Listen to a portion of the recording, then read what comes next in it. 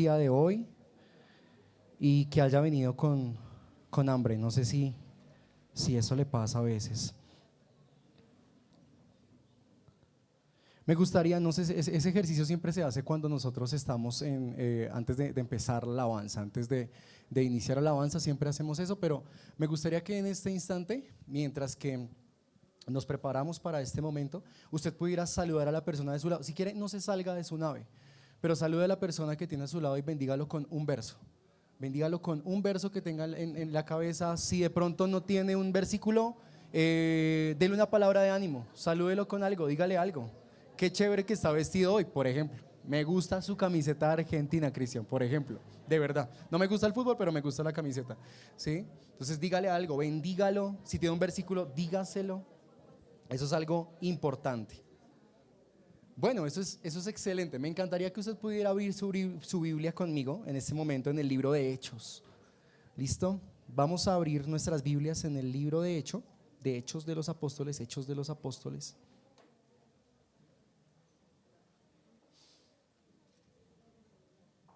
¿Listo? Capítulo 12, versículo 12. Hechos 12, 12. Hechos 12, 12. Como es costumbre para nosotros, estamos tomando siempre apuntes. Usted tiene su celular, tiene su cuaderno de apuntes, unos tienen colores, resaltadores, etcétera.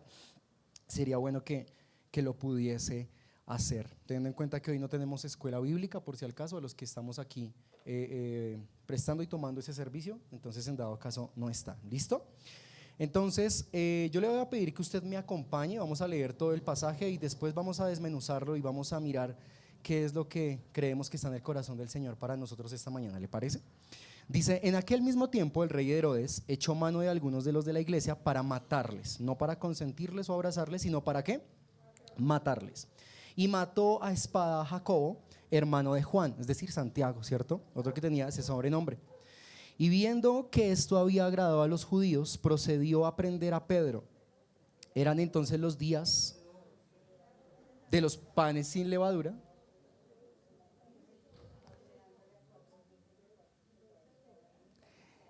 Y habiéndole tomado preso, gracias por seguir la música me enseña a tener como un pulso. Cuando yo estoy con Rafa o con James que están tocando la batería, generalmente eso sucede mucho. ¿Sí? ¿Qué le parece si empezamos de una vez y usted lee conmigo para que no estemos sincopados? ¿Le parece? ¿Listo? Hechos capítulo 12, por tercera vez, versículo 12, vamos a leerlo, versículo 12. Gracias. Muy bien. Dice: ¿estamos o no estamos? Gracias, hermana Rosiris. ¿Yo qué haría sin la hermana Rosiris, de verdad? Definitivamente. Eso es muy chévere, de verdad. ¿Estamos? Igual, si usted se da cuenta, lo están proyectando allá, si no alcanza a ver por si al caso. Lea conmigo, por favor. Dice: en aquel mismo tiempo el rey Herodes echó mano a algunos de la iglesia para matarles, y mató a espada a Jacobo, hermano de Juan, y viendo que esto había agradado a los judíos, procedió a prender también a Pedro. Eran entonces los días de los panes sin levadura. Y habiendo tomado preso, le puso en la cárcel, entregándole a 4 grupos de 4 soldados cada uno, para que le custodiasen. Y se proponía sacarle al pueblo después de la Pascua. Así que Pedro estaba custodiado en la cárcel, pero la iglesia hacía sin cesar oración a Dios por él.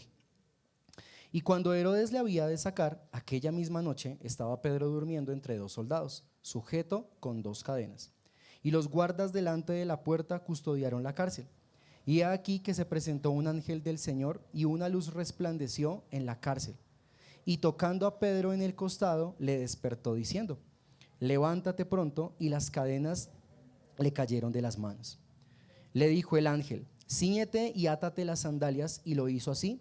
Y le dijo: envuélvete en tu manto y sígueme. Y saliendo le seguía, pero no sabía que era verdad lo que hacía el ángel. Dice: sino que pensaba que era una visión. Habiendo pasado la primera y la segunda guardia, llegaron a la puerta de hierro que daba a la ciudad, la cual se les abrió por sí misma. Tenga en cuenta eso, por favor, para como la mitad de la enseñanza. Se abrió por sí misma.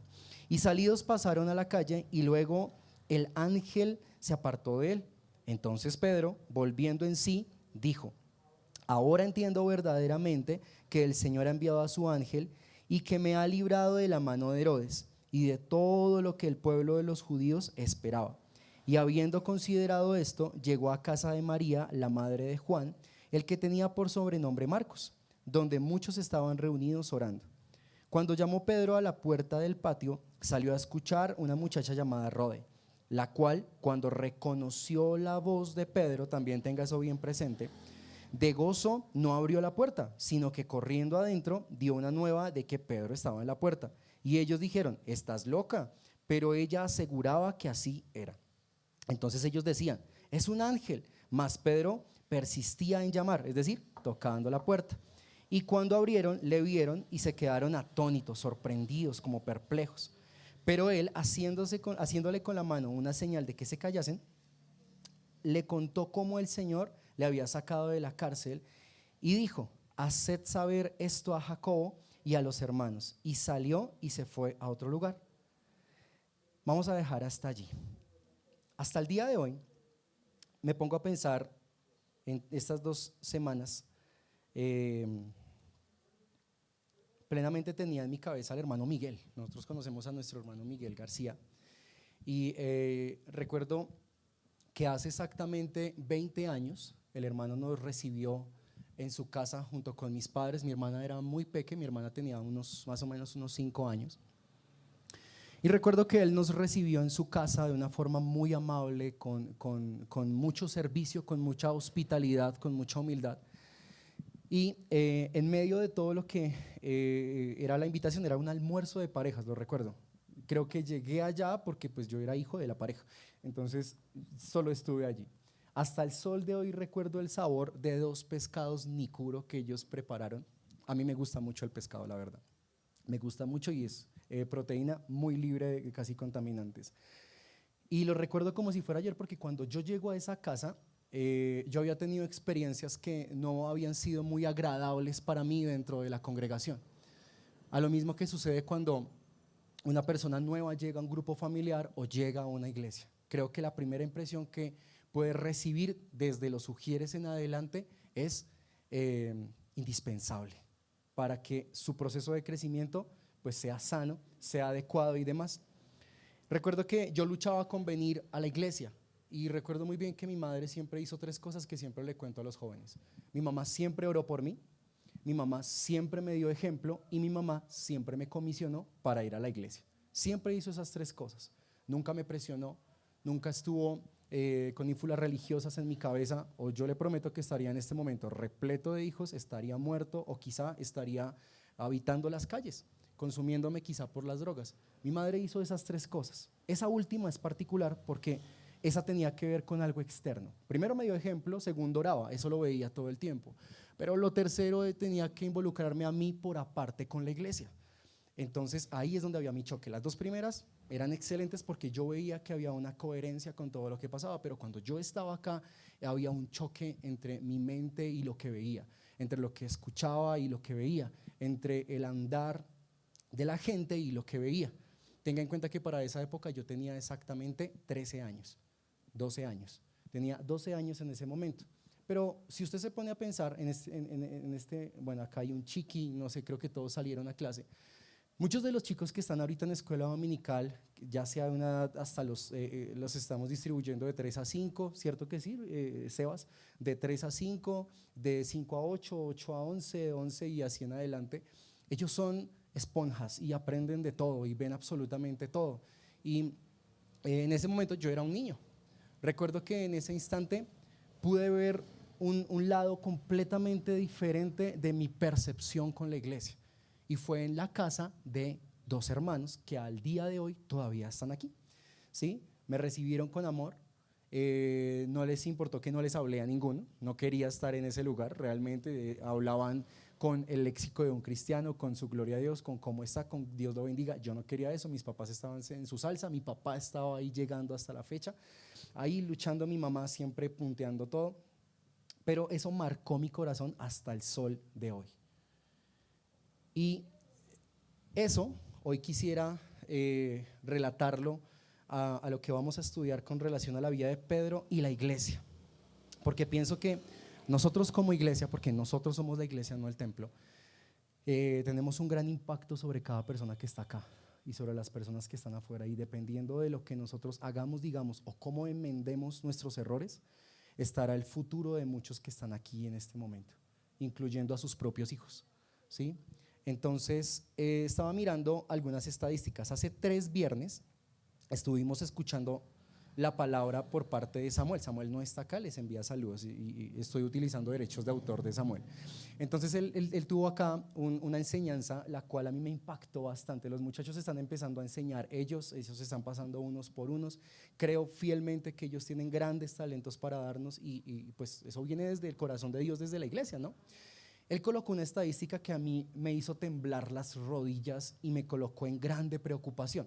Jesús dijo que la mies es mucha, pero los obreros son pocos. Interprétese la mies como el trabajo que tenemos en la obra de Dios. Hay muchas almas, hay mucho que hacer, pero los obreros, es decir, los que quieren trabajar en la obra de Dios, son poquitos. Sin embargo, yo me doy cuenta de algo importante, y es que está en el Nuevo Testamento. Samuel llegó acá y nos compartió un pasaje impresionante. Él decía que cuando estaban construyendo los muros de Jerusalén, después de que hubo una profecía y llegó Nehemías, Esdras, etcétera, de cada 100 personas que estaban convocadas para el trabajo, solo 6 servían en la obra. Y a mí esa estadística me marcó el corazón, porque es algo que desde que yo tenía 12 años y veía, acuérdese, tenía 12 años y en este momento usted ha crecido conmigo, no voy a decir ha envejecido, usted ha crecido conmigo hasta la fecha. Usted tendrá memorias de mí llegando a la iglesia, usted tendrá memorias de mí estando acá, criándome de cierta forma y ayudándole a mis padres con mi formación, a lo cual agradezco y me iré al rapto o a la tumba dando gracias por el servicio de la iglesia hacia mi corazón y hacia lo que yo soy. Pero eso me elevó las estadísticas en mi cabeza. Yo dije, ok, el trabajo que estamos haciendo no es suficiente, no lo es. Entonces empecé a mirar y me hice una pregunta que es cómo está titulada esta enseñanza. ¿Es la iglesia un refugio seguro? Así titulé esta enseñanza. ¿Es la iglesia un refugio seguro? Y entonces pensé en que habían personas que buscan refugios en cualquier otro lugar. Por ejemplo, las personas que son rechazadas de alguna u otra manera porque quedan embarazadas a temprana edad, las estadísticas dicen desde los 15 años, relatan lo siguiente. Los datos del aborto nos dicen que hay 73 millones de abortos. Eso es muchísimo al año, y eso involucra 200,000 diarios. Eso quiere decir que de cada 10 mujeres embarazadas, 6 tienden a abortar, resultan en aborto. Luego, eso pasa mucho acá en estos barrios, ¿no le parece? Y pasa también en cualquier estrato, porque el aceptar una vida es un reto que no respeta niveles económicos. Pero después están las cifras de la drogadicción, algo que golpea mucho este barrio, ¿no le parece? Y el municipio de Soacha. 296 millones de casos al año, entre unas cifras del 15, desde los 15 años hacia 34 años. Eso quiere decir que es básicamente el 5.8% de la población mundial, es bastante gente. Pero después, algo que las personas dicen que son enfermedades modernas, pero no es así, lo que pasa es que han incrementado los casos. La depresión tiene 280 millones de casos registrados, porque no todo el mundo habla o reconoce que está en depresión. Eso equivale al 3.8% de la población, y la estadística dice que el 50% de los casos siempre involucra al 60% a las mujeres, ya sea porque salieron de su embarazo, ya sea porque salieron de un proceso de luto, porque perdieron a su esposo, porque de pronto no están con su hijo. Pero este es interesante en Colombia. Los casos de SIDA por drogadicción o por contactos sexuales están en 39.9% a nivel mundial. 185.895 casos son registrados en Colombia de SIDA, registrados. Los registros de SIDA son iguales a los registros de depresión. Como las personas no están acostumbradas a que digan yo siento depresión, yo siento ansiedad, yo siento soledad, no hablan.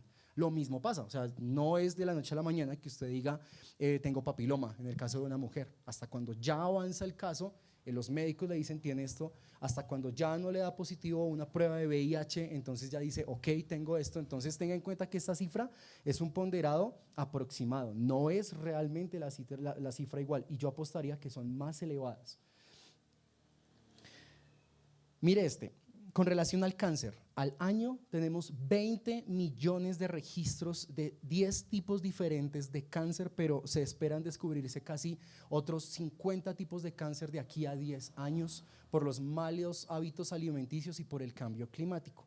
Eso es tenaz, de los cuales 50 millones podrían ser registrados y solo 651.589 están registrados en Colombia, de los cuales solo el 30% se recupera de una enfermedad que es mortal.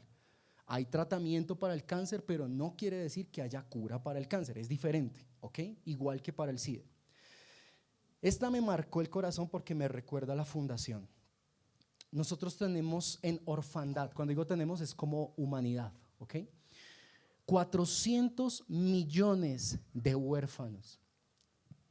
Créame que cuando yo estaba leyendo esta estadística a mí me partía el corazón bastante, de hecho me pasa en este momento. 400 millones de huérfanos menores de 5 años a nivel mundial registrados, es decir, registrados. Recuerde que estas cifras son aproximados, no son los totales. Y mayores de 6 años hay 33 millones.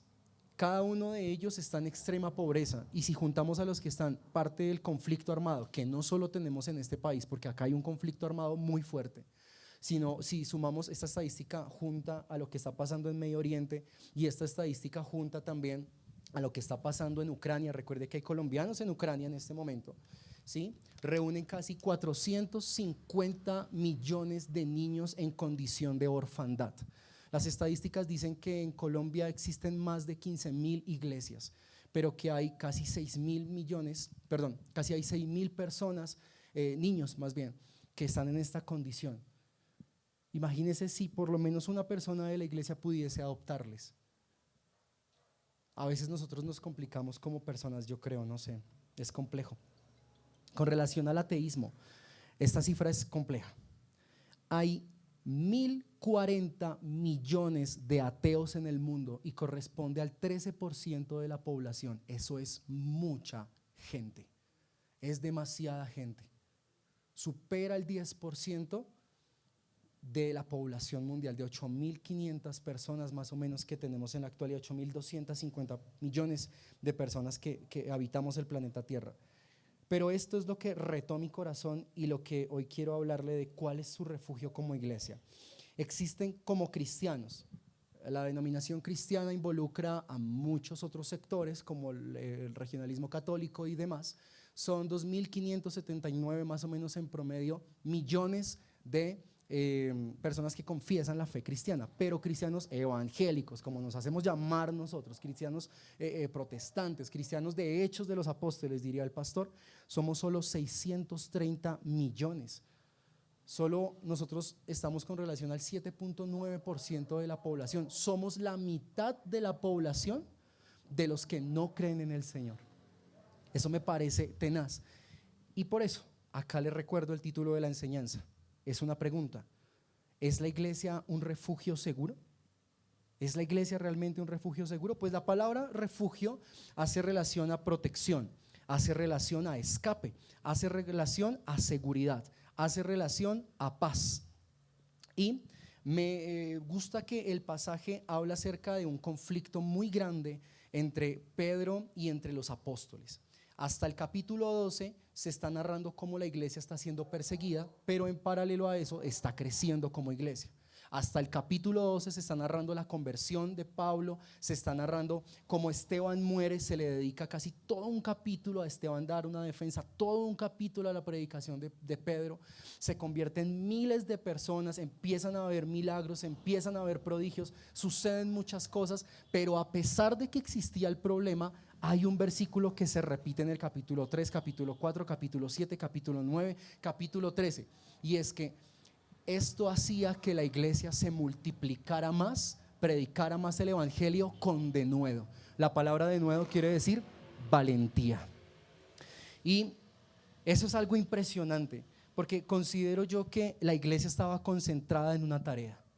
Ellos estaban presentando una pérdida muy grande. Por ejemplo, antes de que llegáramos a esta parte del capítulo que estábamos leyendo acá, la Biblia dice que había una profecía por parte de un hermano en la fe, y él decía que había una época de hambre en Roma, desde Roma hacia Jerusalén.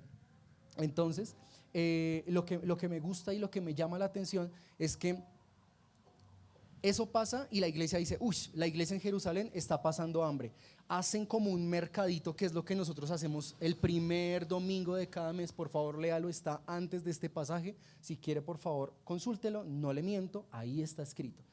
Y comisionan a Pablo y a Bernabé para llevar los mercaditos, o sea, los hermanos que muchas veces reciben las ofrendas de amor acá, que yo sé que Marce siempre está de acuerdo en arreglar, los organizan, oran por eso, son comisionados como Pablo y Bernabé a llevar esos mercados porque es 100% bíblico. Pero en ese momento estaba pasando que había muerto uno de los 3 duros de los discípulos. Estaban 12 discípulos, pero 3 discípulos eran de los más íntimos, ¿cierto? En ese caso era Jacobo, el hermano de Juan. Si usted se da cuenta, muchos de los pasajes del Señor Jesús narran que cuando el Señor tenía momentos íntimos, como la casa de Pedro, como la resurrección de Lázaro, o como lo que pasaba con la transfiguración, estaban siempre esos 3 presentes. Estaba Juancho, yo le digo Juancho así, pero entonces porque me acuerdo de Juan. Estaba Jacobo, su hermanito, ¿cierto? Que era mayor que él, y estaba Pedro. Siempre esos 3 estaban para todo lado, lo cual me lleva a pensar que eran bastante significativos. Por ejemplo, nosotros no somos mejores que otros, y que yo esté enseñando acá o que haya alguien cantando acá no le hace superior a una persona que de pronto no lo ejerce acá, o hace aseo acá, o está en la puerta, o sencillamente está aprendiendo en un grupo familiar. Estamos bajo la misma estatura, solo que cumplimos diferentes roles. ¿Es claro? Entonces, a ese punto al que yo quiero llegar es que ellos eran muy representativos, ellos eran muy relevantes, y básicamente el liderazgo de esos 12 apóstoles estaba sobre la vida de Pedro. Entonces ellos eran muy visibles. Es como decir, por ejemplo, si yo hablo de la hermana Sol, apostaría que el 50% de la iglesia sabe quién es la hermana Sol, ¿sí? Entonces, ¿la hermana Sol es más importante que Andrea que está en la puerta? No, ni Andrea es más importante que la hermana Sol, o que yo, o que James que estaba aquí cantando. A lo que yo voy es que es muy conocida, es famosa, es un ícono de la iglesia. O sea, uno relaciona iglesia con Soledad porque está arriba. Entonces uno dice, ahí uno llega, ¿sí? La señora robustita que está en la iglesia y que lo revisa usted desde que estaba pequeño, y que un signo de puntuación siempre es amén, gloria a Dios, uno sabe que es Soledad, ¿sí o no? Entonces uno dice, oh, es por esa razón, no es porque fuera más relevante quizá, ¿no? Entonces matan a Jacobo delante de su hermano. Imagínense la escena, sacan espada, lo atraviesan delante de su hermano, algo que se narra solo en un versículo y avanza con el relato. Pero si usted se pone y para en ese verso que leímos, donde dice, y Herodes dispuso matarle con espada, es un evento catastrófico. Se murió ahí está la muerte del primero de los apóstoles fieles, porque ya se había muerto Judas, ¿se acuerda? Qué bulla que hay de fondo, ¿no le parece? Eso es muy molesto.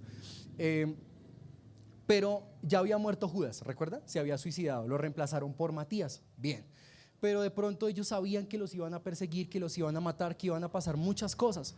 Y en este momento de pronto ellos no se imaginaban que el primero que iba a morir por causas no de un suicidio, porque pues fue infiel al Señor y eso le llevó hasta allá, no porque el Señor no le perdonara, era ¿quién? Pues Jacobo, uno de los duros, y se murió, lo mataron, y delante de su hermanito. Eso debió ser tremendo. La iglesia enfrentó eso. Y ahora otro problema que enfrentaba la iglesia en paralelo de la persecución, ¿qué era? Que estaban metiendo a otro de los duros, entre comillas los duros, a la cárcel. ¿Y quién era? Pedro.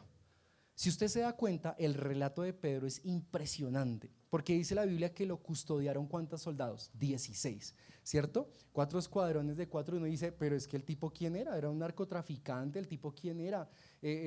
Lo estaban tratando como quién sabe qué tipo que no sé, traficaba con espadas de la época. No, era un pescador que de hecho ya no era pescador y era una persona del normal, pero lo custodiaron.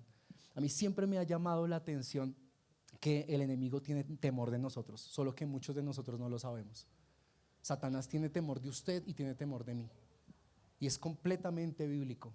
Por eso es que muchas veces nos estanca, me quiero colocar en la lista, nos estanca, nos priva, nos ciega, nos coloca unos contra otros, porque sabe que en el momento en donde mi hermana se ponga a orar con todo clamor, su casa viene y no le conviene.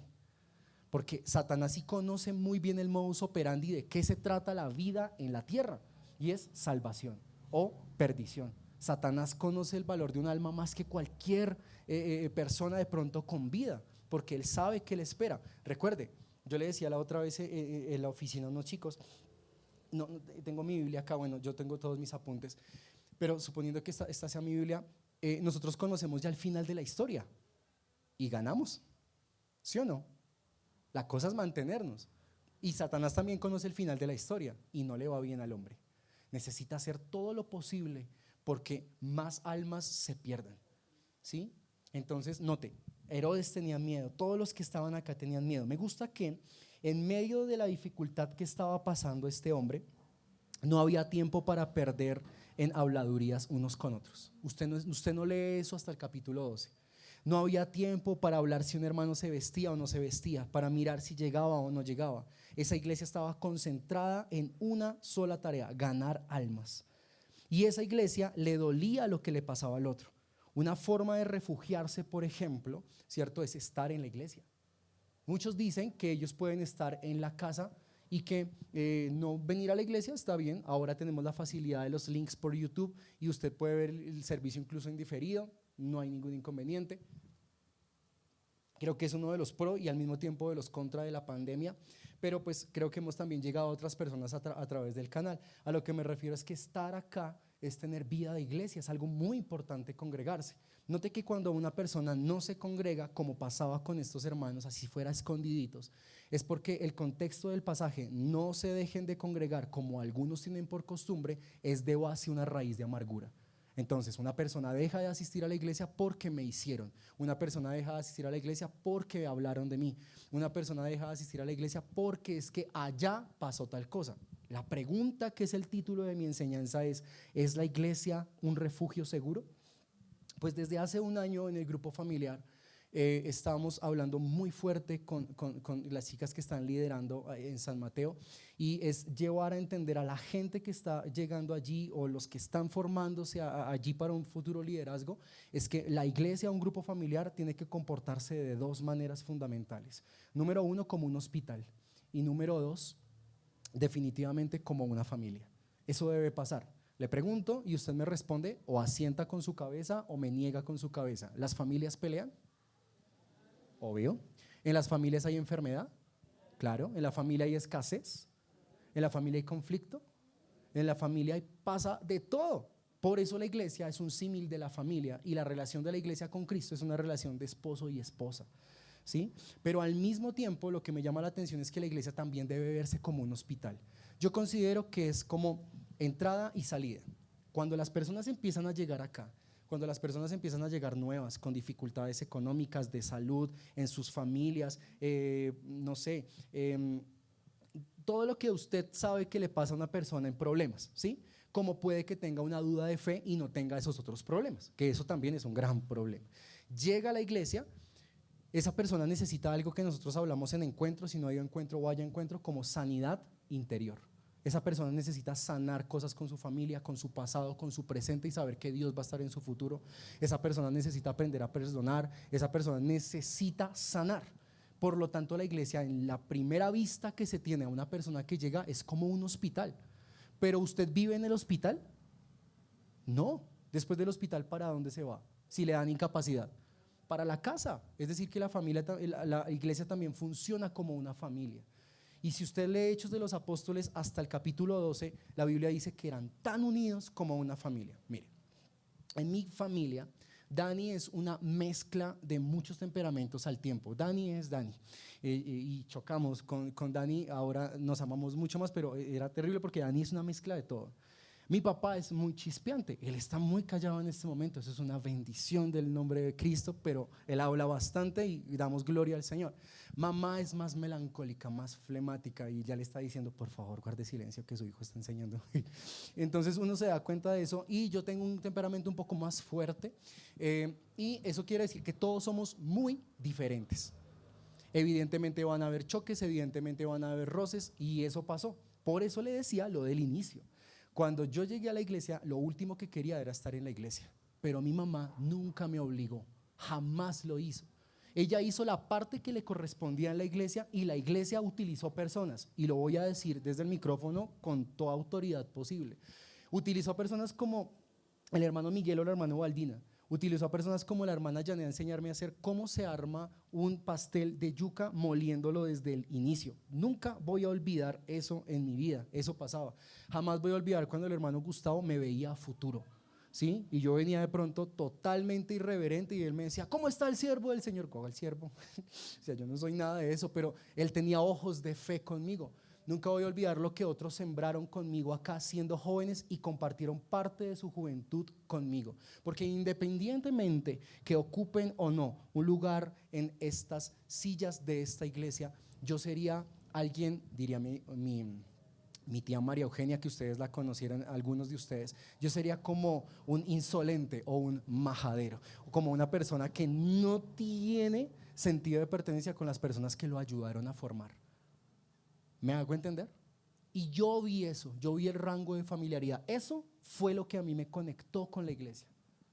Cuando estemos viendo a una persona nueva en la iglesia, y si acá hay personas nuevas que yo estoy más o menos visualizando, saludémoslas, hablemos con ellas, conectémoslas con un grupo familiar, tanto acá o si vienen en otro lugar, estemos con ellas. Nosotros necesitamos entender que la iglesia es un hospital, pero la iglesia también es una familia. Note que cuando usted está leyendo al inicio el capítulo, me gusta bastante porque dice la Biblia en el versículo 5 que así que Pedro estaba custodiado en la cárcel, pero la iglesia ¿qué? Hacía sin cesar oración por él. Estaba diciendo, está en la cárcel por acoso sexual, está en la cárcel por ladrón, está en la cárcel porque le llegó la factura cuando le quitó la oreja a Malco, ¿se acuerda? Porque el Señor lo libró de una, ¿cómo se le llama eso? De un cargo por intento de homicidio. Si usted se dio cuenta, de pronto es que apuntó mal porque él iba para la cabeza, pero terminó mochándole fue la orejita, ¿sí? ¿Será que estaban diciendo, es que eso se lo merecía, es que eso le pasa por ser cristiano? No, estaban orando. Dice la Biblia, en paralelo. Por eso es que nosotros funcionamos así. Cuando pasamos por la crisis tan fuerte que llevamos como familia en diferentes casos, vimos cómo pedíamos oración. Eso es importante. Nosotros necesitamos apoyarnos en el hermano. Mire, cuando usted falla, cuando usted peca, cuando usted tiene un problema, siempre van a querer decirle, usted hizo algo para provocar eso. Y sabe, muchas veces nosotros tenemos más la culpa que el mismo diablo. Muchas veces nosotros tenemos más la culpa que el mismo mundo. ¿Sí? Eso es cierto, fin de la historia, soy responsable de mis actos, ¿es claro? Pero independientemente de que la persona externa a la cual yo le pida oración, porque nosotros, usted ha visto el devocional todos los días, ¿cierto? Colocamos oración, siempre está el pastor, el pastor dice, siempre coloqué, pido oración para que no se me pierda. ¿Sí se ha dado cuenta de eso? Todo el mundo pide oración, pero hay gente que yo sé en mi espíritu, o porque de pronto le llega a uno el rumor y uno dice, bueno, oremos de verdad, pasan por cosas tan fuertes, pero nunca piden oración, o piden oración cuando ya está todo casi deshecho. Hermano, acostumbrémonos a pedir oración independientemente de que el hermano empiece a hablar de nosotros, porque eso va a pasar, hermano. Aceptémoslo. Si nosotros nos colocamos vulnerables en medio de la iglesia, alguien tendrá que hablar y alguien tendrá que criticar acerca de nuestro proceso, de lo que estamos viviendo, pero no van a ser todos. Si son 500,000 personas y hay por lo menos 3, se cumple la palabra, porque donde hay 2 o 3 congregados en su nombre, Él está en medio de ellos. Así que no nos silenciemos, porque era de carácter público que Pedro estaba en la cárcel, pero el paralelismo que decía, la iglesia que estaba orando por él, ¿sí? Estaba orando por él. Hermanos, necesitamos de sus oraciones. Yo necesito de sus oraciones. Salieron los chicos de escuela dominical, ore por los maestros. No digan, ay, que le va a enseñar bobadas. No, ore por ellos. Salieron los adolescentes, oremos por los adolescentes. Están los hermanos en la casa los días viernes, les suplico que oren por estos muchachos. No se lo pido, yo le quiero suplicar en el buen sentido de la palabra. Por favor, interpréteme bien, ¿sí? Ore por nosotros, eso se necesita. ¿Sabe que muchos no piden oración porque tienen miedo al juicio? ¿Tienen miedo al qué dirán? Hoy yo le quiero decir, venza eso. No hay nada más poderoso que mostrarse uno vulnerable. Jesús se mostró vulnerable en el Getsemaní y ahorita lo vamos a ver. Eso no lo hace menos, eso no lo hace un mal cristiano, eso no lo hace una persona, hola Evelyn, ¿cómo estás? Eso no lo hace una persona mala, ¿sí? Quiero que eso lo entendamos. Pero cuando usted mira el versículo 10, a mí me gusta mucho, perdón, el versículo 7, dice aquí que las cadenas se cayeron de sus manos. Apenas el Señor llegó a su vida, ¿las cadenas qué? Hay un coro muy viejito que me acuerda al hermano Gustavo, y ese coro es: Cristo rompe las cadenas y me da seguridad. Después dice: ¿cómo es posible yo vivir sin mi Jesús? Si el fundamento, es decir, la base de mi vida eres, gracias, tú me libraste del infierno y de la muerte. ¿Cómo es posible yo vivir sin mi Jesús? ¿Cierto? Y después hay una parte donde dice: ahora mismo, Señor, ahora mismo, Señor. Excelente, otra vez: ahora mismo, Señor, ahora mismo, Señor. Ah, qué bien. Y que las puertas de los cielos sean abiertas y de virtud. Ah, se la puse, ¿no? Eso es como cuando dice: uy, me pusieron mi canción. Los hermanos están ahí con toda. Pero la canción es poderosa porque dice que las cadenas se qué. Si lo quiere anotar, en presencia del Señor no hay cadena que se resista. Amén. Dice la palabra que solo, no le tocó nada. Hubo un resplandor, versículo 7, y se cayeron sus cadenas. Eso es lo que esperamos que pase aquí. Porque a veces parece como si en el mundo espiritual, mire, estar acá al frente es complejo muchas veces. Bastante, hermano. Mucho. Ahora usted está viendo caras nuevas que están cantando con nosotros y eso es una bendición. Qué rica agüita. Y hay que apoyarlos a ellos. De pronto están temerosos, de pronto no sabemos con qué luchas vienen a pararse acá, bueno, lo que sea, y están dispuestos para llamar a la oración a otros. Y pronto estaremos más conjuntos, más completos, pero créame que a veces ya no digo que es molesto, antes lo era, porque entendí que esto es una guerra espiritual, literalmente. Pero es complejo ver que estás aquí cantando y llamando a la adoración y tú quieres que los demás alcen las manos, pero no hay libertad para ello. ¿Sí? Note que la acción de la presencia de Dios sobre una persona hace que sus cadenas caigan de sus ¿qué? De sus manos. Aplauda con libertad, levante sus manos con libertad, dance con libertad. Cuando el Señor dijo que nosotros debiéramos ser como niños, no se refería al carácter infantil que tiene un niño cuando hace la pataleta por un dulce que no le dan, sino al carácter de ser espontáneo con lo que está sintiendo en el momento. Usted salta, usted levanta las manos, usted hace las cosas, ¿no le parece? Si usted mira el versículo 10, dice: y habiendo pasado la primera y la segunda guardia, mire, pasaron, ¿cuántos soldados habían? 16. No sé, no, o sea, mire, no sé qué pasó, la Biblia no lo narra. Si hubiese una venda en los ojos de los ¿cómo se llaman? Soldados, no lo sé. Pero pasaron la primera guardia, la segunda guardia, o sea, pasaron los primeros 4, pasaron los otros 4, pasaron los otros 4, ¿sí? Y dice ahí el versículo 10: pasando la primera y la segunda guardia, llegaron a la puerta de hierro. Una puerta de hierro, algo que es muy simbólico en el libro de Ezequías. El hierro es un material como que de oposición, como que está allí. El Señor es más representativo con el cobre, con el oro, porque la Biblia también tiene mucho simbolismo, ¿no? Y dice aquí la palabra que daba a la ciudad. Note que esto tiene también un contexto de trasfondo espiritual. Hay puertas de hierro que impiden que las personas vengan a la iglesia y eso debe caer. Pero lo que hace que esa puerta caiga es que estemos en presencia del Señor. ¿Sabe? De cada 10 cristianos, 3 levantan las manos. ¿Sí? No es por un ejercicio aeróbico o anaeróbico, es por un ejercicio de libertad. ¿Sí? Es un ejercicio de libertad, es un ejercicio de dependencia.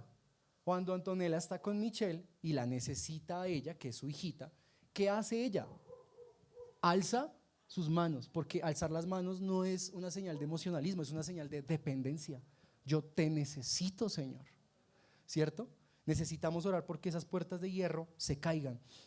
Pero dice aquí la palabra que va a la ciudad, la cual, mire lo que pasa, se abrió por sí misma y salidos pasaron a una calle y luego el ángel se apartó de él. Eso es impresionante, esa frase se me quedó en el corazón. Se abrió ¿por qué? No sé cómo habrán pasado las otras guardias, pero en esta parte es donde se habla acerca de una puerta con un material específico. ¿Sí? Los ornamentadores, por lo menos ahí tenemos a José, sabrán que el hierro es fuerte, es pesado. Hay materiales que se utilizan en ingeniería de materiales que ya superan las aleaciones de aluminio o que superan las aleaciones que son de acero, y en este momento están tratando aleaciones que tienen que ver con titanio, ¿sí? Que son con las que hacen los transbordadores, porque aguantan la tolerancia al calor, pero al mismo tiempo son maleables y son muy resistentes. El hierro tiende a fundirse, pero es muy pesado, y cuando un metal está más oxidado, pesa más, ¿sí?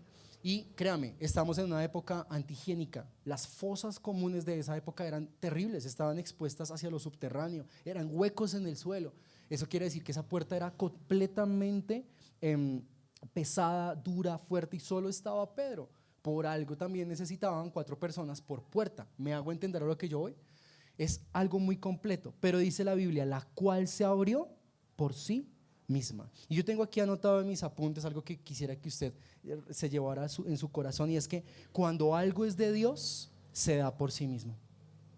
Usted no fuerza nada, nada lo fuerza. Cuando algo es de Dios, trae paz. Cuando algo es de Dios, no hay trabas. Cuando algo es de Dios, usted está feliz.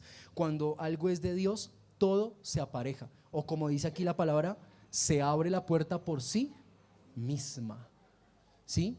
Y la palabra declara en el libro de Apocalipsis del capítulo 3 que las puertas que el Señor abre, nadie las puede cerrar. Y si el Señor nos abrió una puerta en este barrio, créame, yo he tenido en el pasar de estos 20 años que llevo acá, en mayo cumplo 20 años de estar en este lugar. ¿Se puede imaginar eso? Y como a la mitad de ese tiempo, yo tenía crisis de fe, porque yo vi a mis familias en otras iglesias donde todo estaba muy lindo. Hace poco pavimentaron todo esto, ¿sí? Y uno diría, yo tengo como una crisis de fe hasta que entendí por qué Dios nos abrió las puertas acá. Y es que el trabajo es grande. El trabajo es muy grande. Concentrarnos en una población vulnerable es muy grande. Concentrarnos en niños que ya están consumiendo. Concentrarnos en niñas que no están superando ni siquiera los 15 años, que las están contactando para que sean modelos webcam. Es algo muy fuerte. Y eso pasa acá. Alguna vez salíamos a caminar con mi hermana y yo recuerdo una estadística que tengo mucho en mi cabeza. No sé cómo harán esas personas después con sus oídos, ¿no?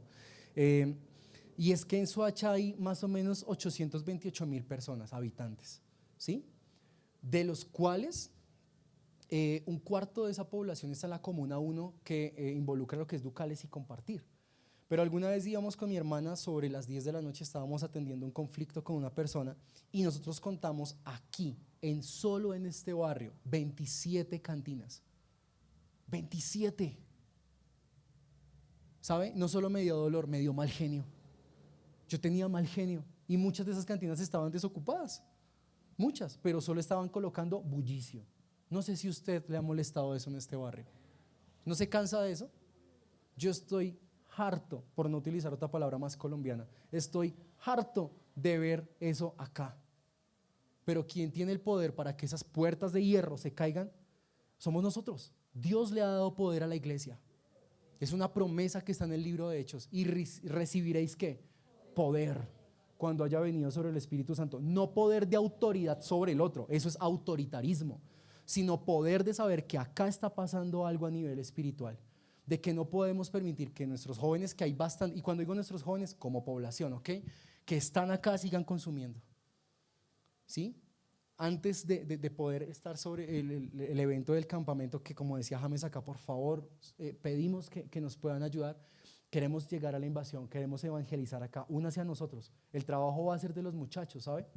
Ellos lo van a hacer, van a estar un poco temerosos en cosas, pero los necesitamos. Me encanta. ¿Cómo sería de chévere que ese viernes en la noche estuviera la misma cantidad de personas que estamos acá? Porque a veces decimos, ese joven es un fornicario, ese joven no hace esto, ese joven no hace lo otro, pero cuando los comisionamos a algo necesitamos a alguien mayor para que le muestre el ejemplo de cómo se hacen las cosas. Me encantaría que ustedes pudieran estar acá. que ustedes pudiesen ir con nosotros a evangelizar. No por temor, ¿sabe? Yo sé con quién estoy. Porque en Cristo hasta la muerte tiene sentido, ¿sí? Pero al punto al que yo quiero llegar es que necesitamos unirnos como iglesia. A veces nosotros no sacamos nada con irnos encima de un joven que ha fallado. Necesitamos restaurarle. El libro de Gálatas dice que si usted es espiritual, restáurelo con amor y mansedumbre, dice la palabra, ¿sí? Y una de las formas más bacanas, escúcheme por la palabra por utilizarla, más chéveres, más bacanas de que una persona se restaure es trabajando en la obra. No sé qué hace, no sé cómo lo hace. Imagino yo que es ver el conflicto del otro y de pronto eso minimiza mi problema, ¿sí? Pero me conecta demasiado. Necesitamos salir. Se ha dado cuenta que ciertos grupos, no me gusta hablar de pronto con ciertos nombres, ciertos sectores religiosos, llamémoslo de esa manera, están en este momento otra vez golpeando a las puertas, están en este momento otra vez con pancartas afuera, están otra vez llevando una noticia que es errada, que está lejano a lo que Cristo hizo. Y si están saliendo a pesar de las leyes que tenemos en Colombia, ¿por qué nosotros no lo podemos hacer? Queremos que nuestros grupos familiares crezcan, salgamos. Acá hay tratados, acá hay cubos, acá hay muchas cosas, vamos por eso. Es preferible que nos rompan un tratado en la cara, que nos digan que no, a que después cuando estemos muertos y estemos delante de la presencia del Señor, el Señor nos diga, tú estuviste en el trabajo y no le hablaste a nadie. Tú eras iglesia en tu trabajo y no le hablaste a nadie, ¿sí? Tú estuviste en tu cuadra, tú estuviste en tu barrio y no le hablaste a nadie. ¿Recuerda el compromiso que hicimos el 1 de enero acá? Porque yo hice un compromiso con el Señor y ha sido difícil. ¿Cuántos se acuerdan de ese compromiso? ¿Sí? Dijimos, una persona, un alma. Por lo menos un discípulo en un año. Créame, el trabajo es complicado porque usted sacará tiempo para todo, pero cuando se trata de una persona, ay hermano, Satanás no es omnipotente y no es omnipresente, pero Satanás sí conoce el concepto de la unidad. Por eso él fue el que planeó la división en el cielo. La división no es un concepto humano, la división es un concepto eterno, la división es un concepto celestial, o sea, que se planteó allá, no es que sea de Dios, ¿ok? ¿Listo? Que se planteó en el cielo. La división no es de humanos, la división la creó, la fomentó, nació en el corazón de Satanás. Y si Satanás tuvo la desfachatez de convencer a ángeles que veían la presencia del Señor, que sabían la majestad de Cristo, ¿qué esperamos usted y yo que nunca le hemos visto? Necesitamos cada vez más estar unidos. ¿Sabe que cuando hay una herida en el cuerpo, o que estás en el gremio de la salud y otros más, hay una herida abierta, la herida abierta puede cerrarse así si no hay sutura, pero está expuesta a heridas, a bacterias, a agentes patógenos. Necesitan cerrarla. Para sanar necesitamos ¿qué? Unidad. Si hay heridas en medio de la iglesia, necesitamos que el Señor nos suture. Necesitamos que el Señor nos una. Va a doler, es incómodo. La aguja, la anestesia, ¿sí? La recuperación. No sé cuántos tienen cicatrices en su cuerpo. Yo tengo una muy larga acá, sin sutura, porque yo no quería eso, ¿sí? Pero créame, es molesto la recuperación. Ahora que mi hermanita está en una recuperación de una cirugía, yo decía, esto es tenaz. Pero a la postre, al igual que un parto, va a haber alegría. Al inicio unirnos no va a ser fácil, pero hoy yo le hago un llamado a unirnos. Yo soy diferente a usted. Nelson es diferente a mí, Giselle es diferente a mí, Camilo es diferente a mí, mi papá vive conmigo, él es diferente a mí, pero nosotros no estamos hablando de uniformidad, porque entonces todos tendríamos el mismo uniforme como pasa con los sugieres. Nosotros estamos hablando de unidad, ¿sí? Porque si usted es uniforme y unido, usted logra cosas, ¿no? A usted que le gusta tanto el fútbol, y ahorita podemos hablar un poco de eso, hablando de Ducales, sabe que los equipos tienen un uniforme para que los identifiquen, ¿cierto? Cuando comparten quizá la misma bandera, cambian el color, ¿cierto? Eso lo aprendí muchos años después porque yo no lo sabía, ¿sí? Yo pensé que siempre Colombia jugaba de amarillo, hasta que una vez lo vi como de color oscuro y yo dije, ¿quién es ese equipo? Y me decían, era Colombia, porque literalmente a los que no saben, a mí no me gusta el fútbol. Entonces cuando yo vi eso, oh, entonces todos son de un solo color. Eso es uniformidad. Unidad es que todos los jugadores, delanteros, volantes y las demás posiciones, defensas y arqueros, están como unidos. Si no trabajan como equipo, los van a golear, ¿cierto? ¿O no? Si acá nosotros no trabajamos como equipo, Satanás nos va a seguir teniendo contra las cuerdas y lo va a seguir haciendo. ¿Sabe? En los colegios uno ve una dinámica que forma la cultura de un varón y es el bullying. En la actualidad nosotros vemos que ya le dicen algo y, oh, pobrecito, te maltraté. En mi época era diferente, ¿sí? En mi época eso te formaba el carácter, ¿sí? Eso era bullying, matoneo, maltrato, eso era demandable, todo. Pero como diría mi abuelita, aquí estoy. ¿Sabe? Satanás es un bully. Él busca a la gente para montársela, ¿sí?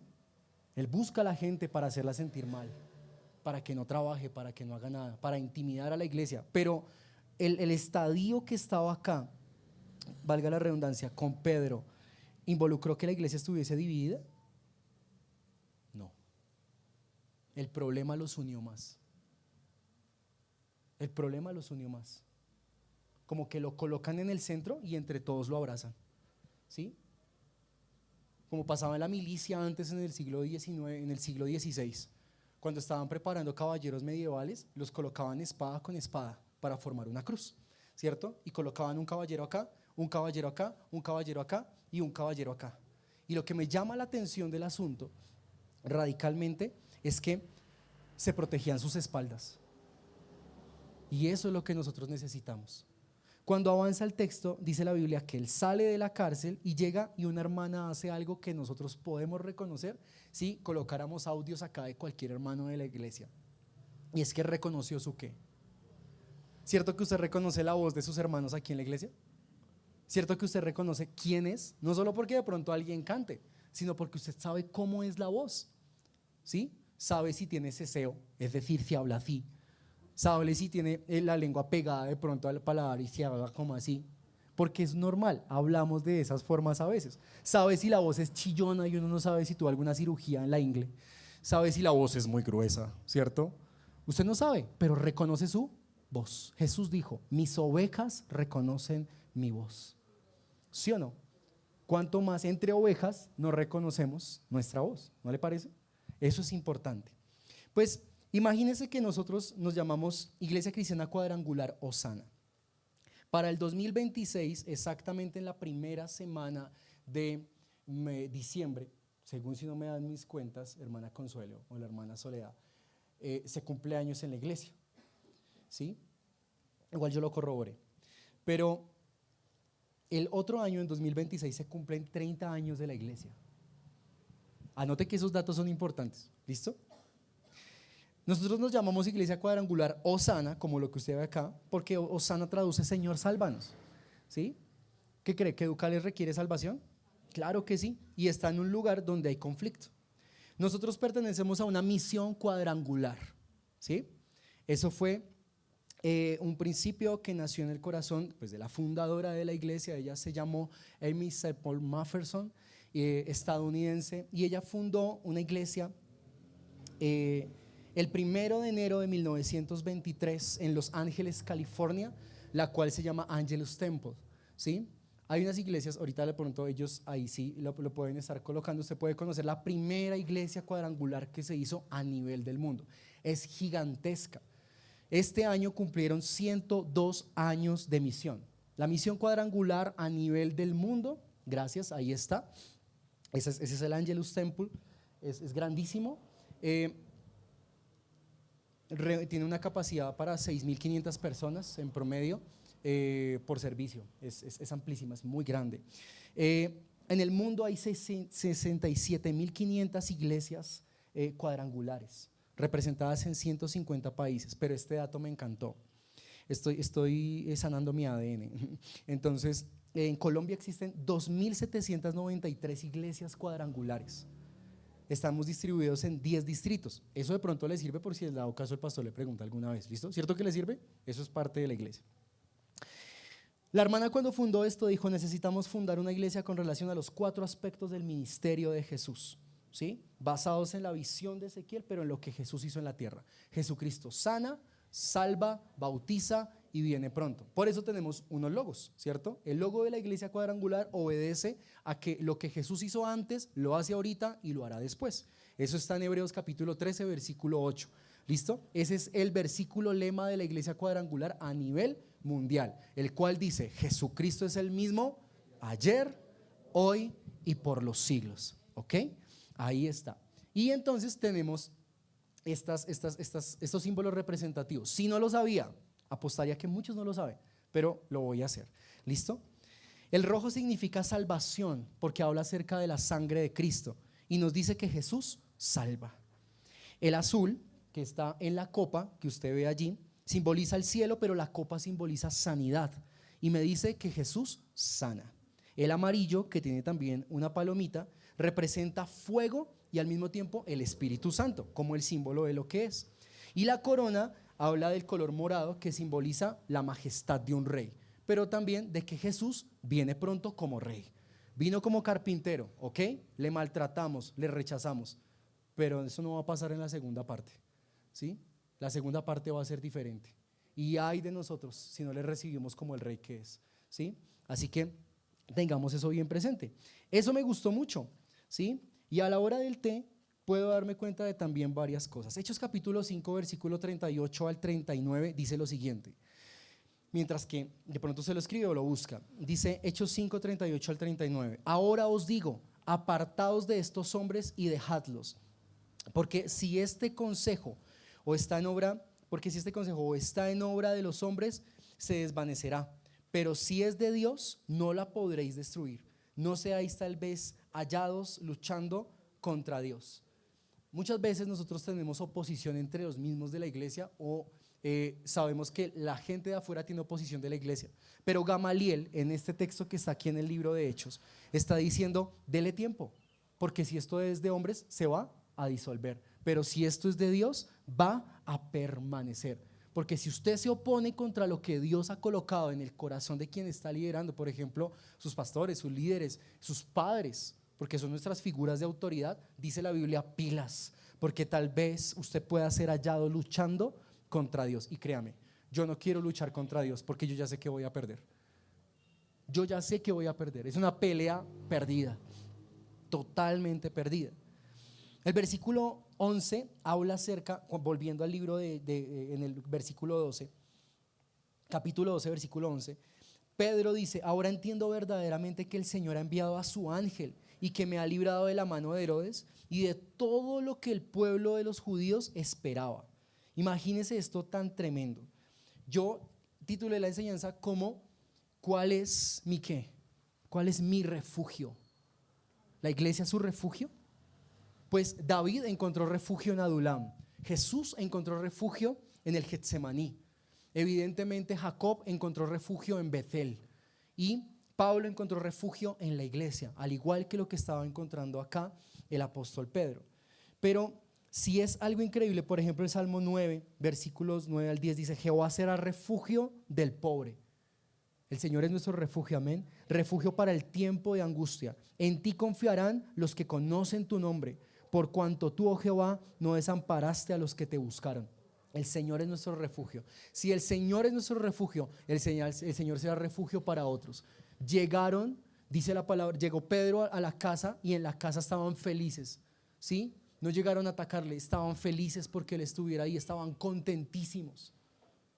Cuando venga aquel que se fue siendo su hijo de pronto para el mundo, vamos a estar contentos, hermano. Sus victorias van a ser nuestras victorias. Necesitamos tener eso en cuenta. Cuando sus padres rindan su corazón al Señor, aquí vamos a estar felices por eso. Jesús siempre fue refugio para Pedro en tiempos de angustia. Jesús pagó sus impuestos, Jesús sanó a su suegra, Jesús lo libró de la cárcel sanando a Malco, ¿se acuerda? ¿Cierto? Pegó su orejita, de hecho le dio en medio de su escasez cuando hubo la pesca milagrosa, ¿sí?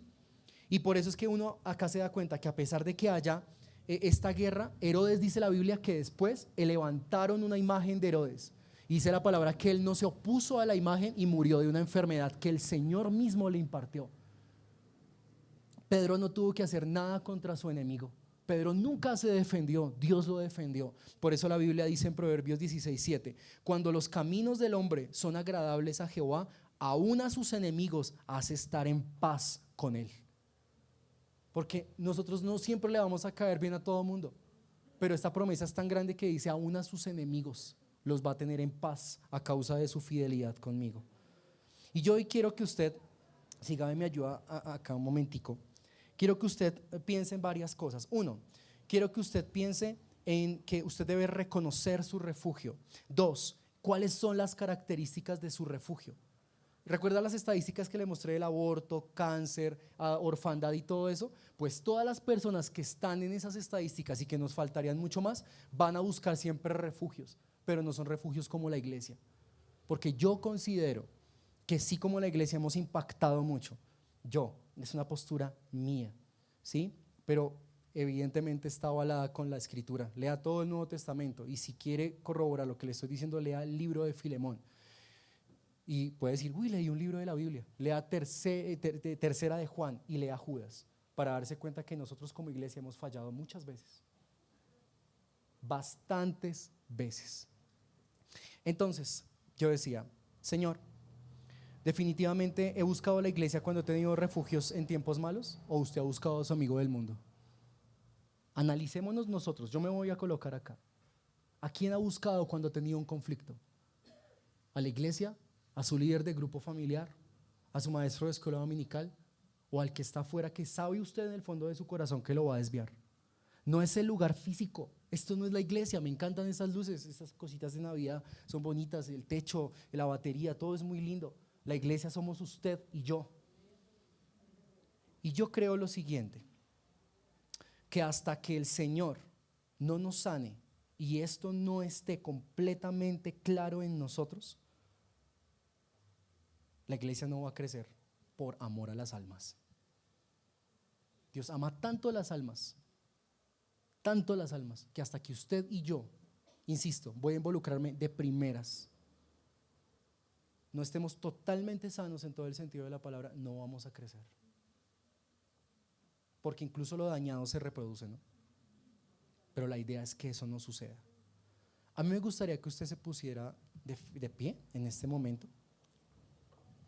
Yo quisiera leerle algo.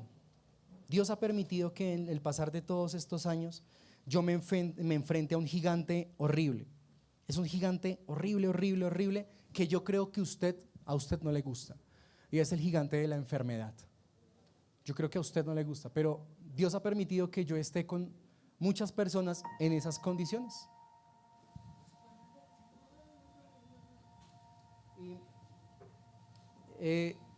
Me sentí muy feliz cuando yo fui refugio para personas. ¿Sabe?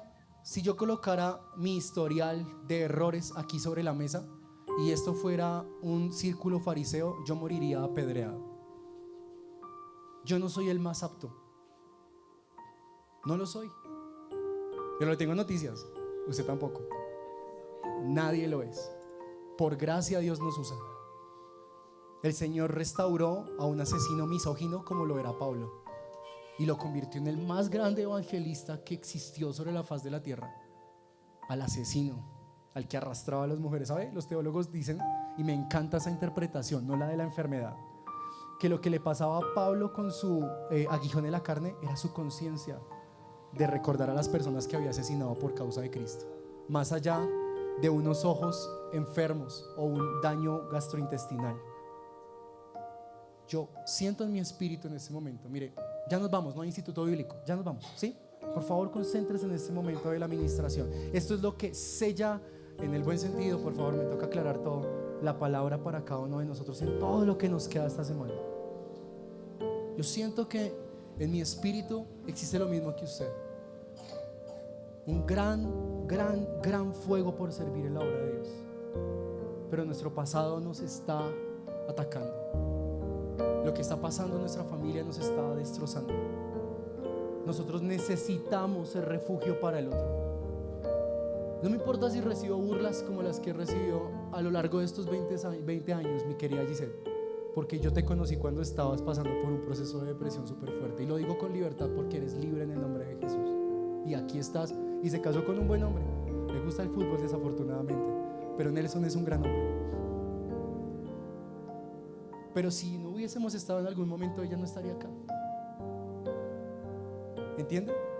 Mire, mi tía Melba confesó acá la fe en Cristo Jesús. Hoy ella no está buscando al Señor.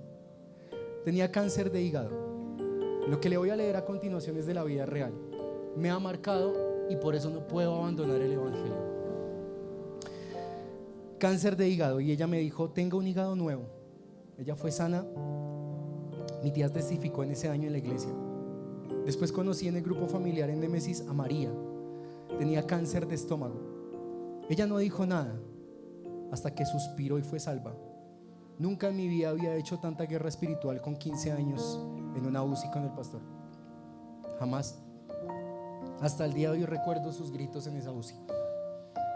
No le hacía la morfina, no le hacía nada. Después me encontré con una compañera del colegio, creció conmigo. Cáncer de cerebro, murió en 2 meses. Me dijo: has cambiado mucho desde que éramos niños, ya no eres tan pequeñito. Me dijo: gracias por visitarme. Ella fue salva. María fue salva. Mi tía fue sana. Después me encontré con Johan. Le encantaba el fútbol, lo había fichado Santa Fe. Cáncer en el sistema nervioso, muy raro. Me dijo: gracias por visitarme, saludos a su mamita y la hermana Arabeli. Él fue salvo, murió con 19 años.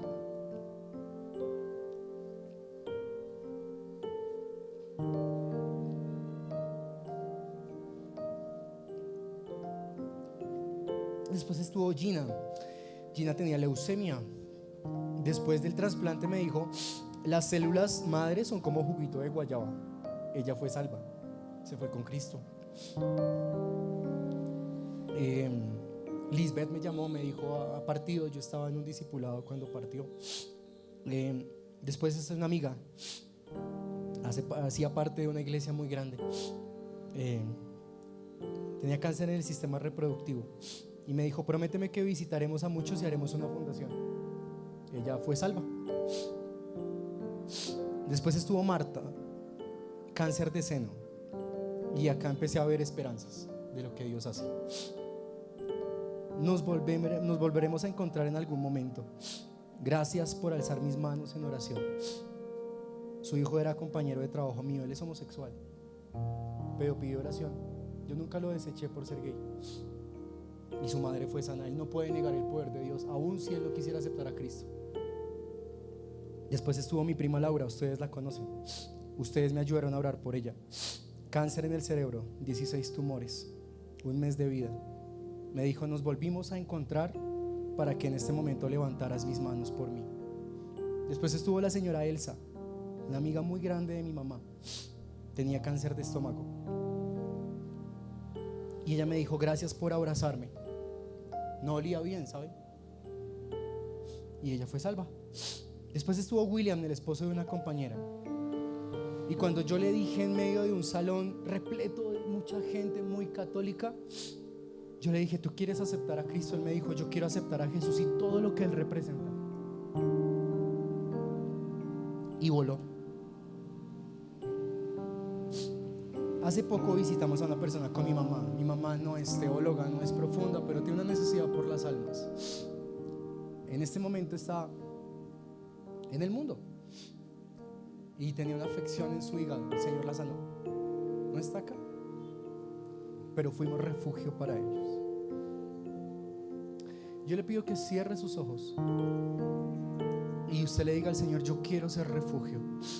Saben, muchas veces nosotros oramos fuerte acá y de hecho lo haremos, pero yo le pido el favor que ahí con sus palabras, Gaby está tocando una melodía muy hermosa y usted va a hablar con el Señor. Dígale: Señor, yo quiero ser refugio para mi mami, para mi papito, yo quiero ser refugio para mi hermanita, para mis abuelos. Señor, se están perdiendo. Señor, perdónanos cuando por nuestra causa alguien se ha ido, Señor.